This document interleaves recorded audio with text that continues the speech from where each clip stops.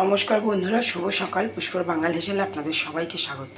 আজ আমি বানিয়ে দেখাবো কাতলা মাছ জিরে আদা বাটা দিয়ে কাঁচকলা আলু দিয়ে ঝোল।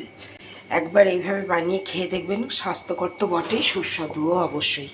সবার প্রথমে দিয়ে দেব কড়াইতে সর্ষের তেল। খুব বেশি তেল মশলা দিয়ে আমি রান্নাটা করব না, তাই কমই দিলাম।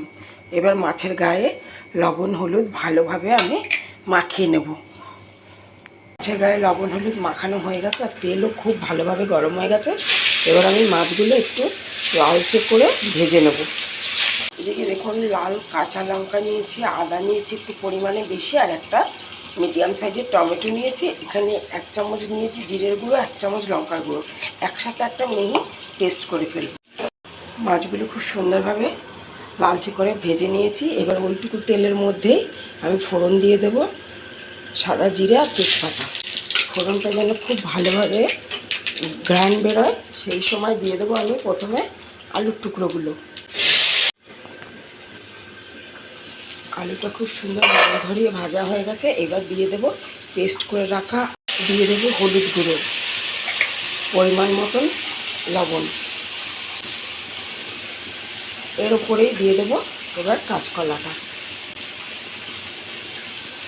দিয়ে বেশ ভালোভাবে যতক্ষণ না তেল ছাড়ে ততক্ষণ আমি মশলাটাকে কষাবো ঢাকা চাপা দিয়ে দিয়ে।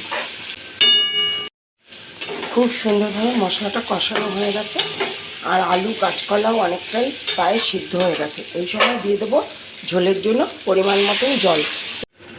আমি এই পরিমাণে ঝোলের জন্য জল দিয়েছি। একদম কম তেল মশলা দিয়ে আমি এই রান্নাটা করলাম। আশা করি আপনাদের অনেক ভালো লাগবে। এবার ঢাকা চাপা দিয়ে বেশ ভালো করে ঝোলটাকে ফুটতে দেবো। ঝোলটা খুব সুন্দরভাবে ফুটে গেছে।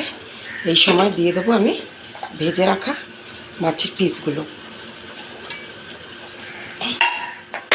দিয়ে মাছের পিসগুলো যেন ঝোলের মধ্যে ডুবে যায় সেরকমভাবে ডুবিয়ে দেবো। দিয়ে আর মিনিট 3 ফুটিয়ে নিলে রেডি হয়ে যাবে আমাদের মাছের ঝোল।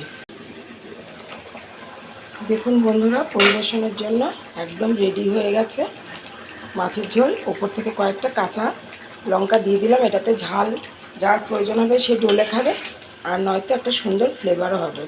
একদম রেডি হয়ে গেছে কাঁচকলা আলু দিয়ে আমাদের কাতলা মাছের হালকা পাতলা একটা ঝোল। এবার পরিবেশন করে আমি আপনাদের দেখাই। পরিবেশনের জন্য একদম রেডি হয়ে গেছে বন্ধুরা আমার হালকা পাতলা কাঁচকলা আলু দিয়ে কাতলা মাছের ঝোল। এইভাবে বানিয়ে গন্ধরাজ লেবু সহযোগে গরম ভাতের সাথে সপরিবারে উপভোগ করুন। ভালো থাকবেন, সুস্থ থাকবেন, দেখতে থাকবেন পুষ্পর বাঙাল হেসেল। ফিরে আসছি পরের ভিডিওতে।